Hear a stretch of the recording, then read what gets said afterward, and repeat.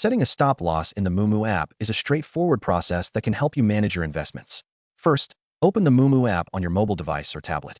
Once you are logged in, navigate to your portfolio and select the stock for which you want to set a stop loss. Tap on the stock to open its details page. Now, look for the Trade button, which will allow you to enter an order.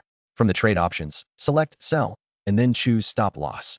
You will need to specify the stop loss price, which is the price at which you want your shares to be sold automatically if the stock price drops to that level. Enter the desired stop loss price carefully. Before finalizing your order, review the details to ensure everything is correct. Once you are satisfied, submit the order. Your stop loss order will now be active, and it will help protect your investment by automatically selling your shares if the price falls to the level you set.